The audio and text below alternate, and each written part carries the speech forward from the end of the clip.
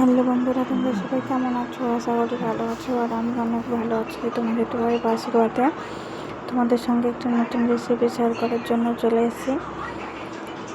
আমি আগের ভিডিওতে বলেছিলাম যে তোমাদেরকে ডাল বা আলু দিয়ে রান্না করে দেখাবো কাঁঠাল।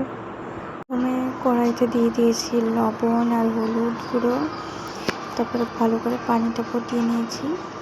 তারপরে যে বুটের ডালগুলো ভিজিয়ে রেখেছিলাম 10 মিনিট মতো, সেই ডালগুলো আগে দিয়ে দিলাম।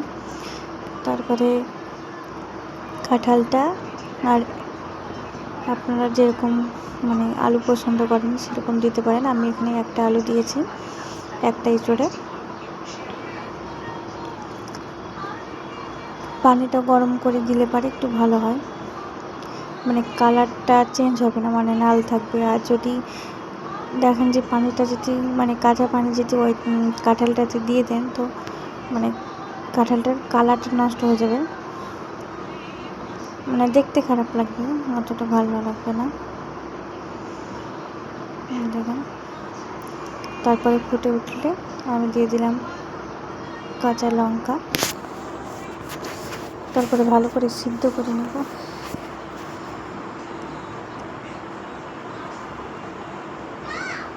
আর এই ভিডিওটা যদি ভালো লাগে থাকে, সবাই লাইক কমেন্ট শেয়ার করবেন আর অবশ্যই সাবস্ক্রাইব করবেন। দেখুন আমার পানিটা একদম শুকিয়ে গেছে, সিদ্ধও হয়ে গেছে কত সুন্দর। দেখুন,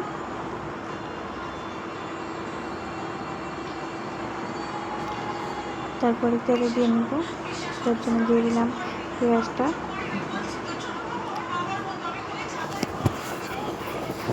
পেঁয়াজটা যখন লাল লাল হয়ে যাবে, তখন হালকা যখন কালারটা ব্রাউন কালার হয়ে যাবে, তখন দিয়ে দিব তেল সম্বরা, 5 ফোড়ন।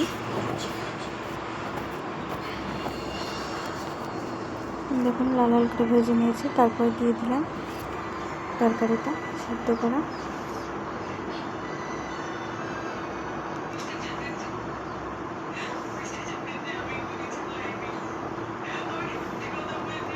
ভালো করে নাড়া দিতে হবে, যদি না নাড়া দেওয়া হয় তো তলে লেগে যেতে পারে, পানিটা শুকিয়ে গেছে তো। তারপরে দিয়ে দিলাম কাশ্মীরি লঙ্কার গুঁড়ো। তারপরে দিয়ে দিলাম মিট মশলা।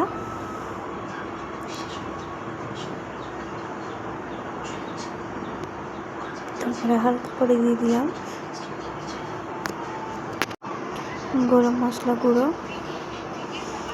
তারপরে দেখুন কালারটা কত সুন্দর এসেছে।